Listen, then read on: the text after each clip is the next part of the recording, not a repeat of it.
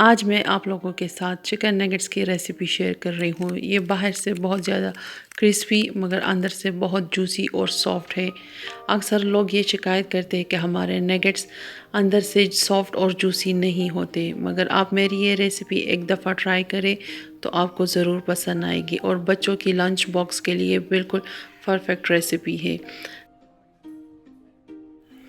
السلام علیکم، ویلکم کرتے ہیں آپ کو اپنے چینل میں مائی کچن مائی ریسیپی۔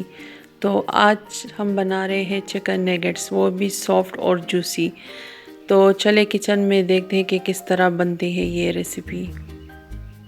یہاں پر ہم نے چکن لیا ہے، اس کو اچھی طرح سے صاف کیا ہے۔ 2 عدد بریڈ سلائس ہے، چکن پاؤڈر، کٹی لال مرچ، نمک، کالی مرچ، کسوری میتھی، سویا ساس، چلی ساس، گارلک پیسٹ، گرین چلی اور ساتھ میں گائے کی چربی ہے۔ یہاں پر ہم چاپر میں چکن کو ڈالیں گے۔ کوشش کریں کہ چکن میں کوئی پانی نہ ہو اور ساتھ میں ہم جو پیسٹ اور گارلک ساس ہے وہ ڈالیں گے۔ سافٹنس کے لیے گائے کی چربی کا استعمال کریں۔ یہ تقریباً 2 سے 3 کھانے کے چمچ چربی ہے۔ یہ آپ کے نیگٹس کو سافٹ اور جوسی رکھیں گے۔ اکثر لوگ یہ شکایت کرتے ہیں کہ ہمارے نیگٹس اندر سے بہت سخت اور پاپڑ ہوتے ہیں، تو اس سے یہ بہت زیادہ سافٹ بنیں گے۔ یہاں پر ہم نے اپنے چاپر کو 2 منٹ کے لیے صرف چلایا ہے اور یہاں پر آپ اس کا ٹیکسچر دیکھیں، یہ چربی اور چکن اس طرح پیسنا چاہیے۔ اور یہاں پر ہم بریڈ کے سلائسز اس میں ڈالیں گے۔ کوشش کریں کہ اس کے کنارے بھی ساتھ میں ڈالیں، آپ اس کو ضائع نہ کریں اور اس کو اچھی طرح سے پیس لیں اور باقی جو پاؤڈر مسالے ہیں وہ بھی ساتھ میں اس میں ڈال دیں۔ اور مزید ہم چاپر کو آدھے منٹ کے لیے چلائیں گے تاکہ جو مسالے اور بریڈ ہم نے ڈالے ہیں وہ چکن کے ساتھ اچھی طرح سے بلینڈ ہو جائے۔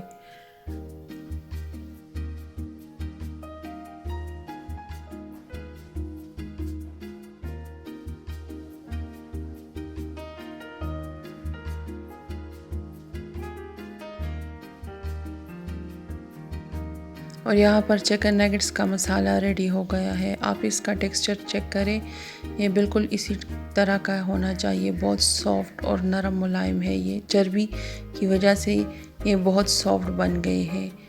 اب ہم ہاتھ میں تھوڑا سا تیل لگائیں گے اور اس کے چھوٹے چھوٹے بال بنائیں گے اور اسے نیگٹس کا شیپ دیں گے۔ آپ کی اپنی مرضی ہے، آپ اسے کون سا شیپ دینا چاہتے ہیں۔ اس ریسیپی کو آپ ایک دفعہ ٹرائی کریں، یہ بالکل سافٹ اور جوسی بنیں گے۔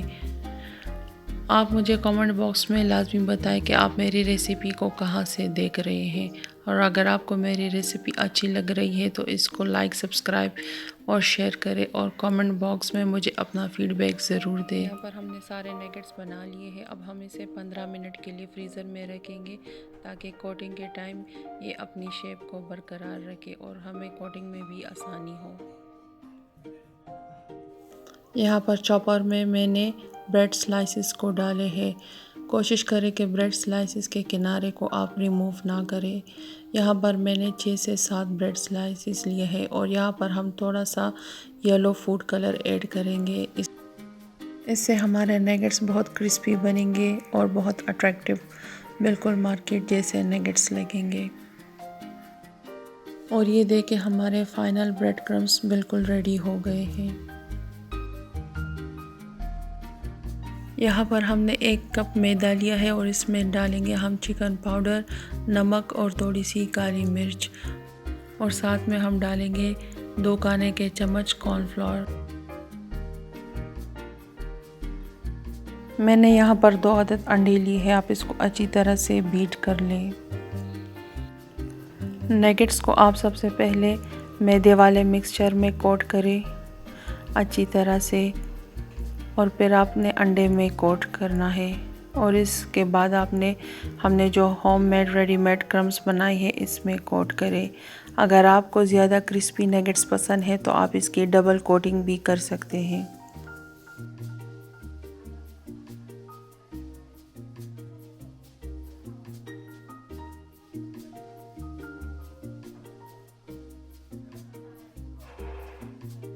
اور آپ نے اسی طرح 1 بائی 1 نیگٹس کو پہلے میدے میں کوٹ کرنا ہے، پھر انڈے میں اور پھر کرمس میں کوٹ کریں۔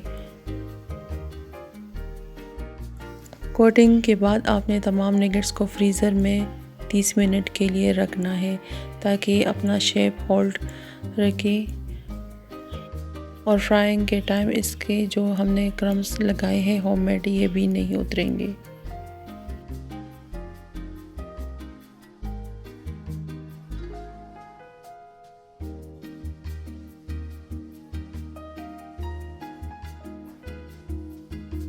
ہمارے چکن نگٹس کو فریزر میں 30 منٹ ہو گئے ہیں، اب ہم اسے فرائی کریں گے۔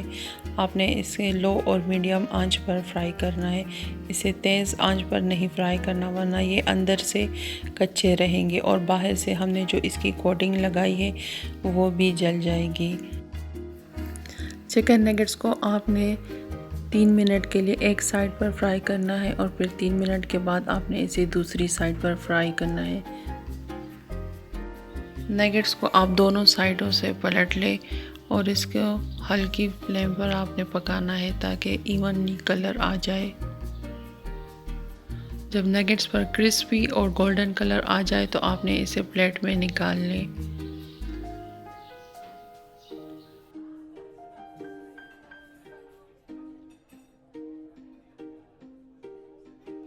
اور یہ چیک کریں کتنی کرسپی اور ڈیلیشس نگٹس بن گئے ہیں۔ آپ اسے اپنے پسند کے کسی بھی سوس، کیچپ یا چٹنی کے ساتھ سرو کریں۔ کامنٹ باکس میں مجھے ضرور بتائیں کہ آپ کو میری یہ چکن نگٹس کی ریسیپی کیسی لگی۔ یہاں پر لیں گے ہم آپ سے اجازت۔ اللہ حافظ۔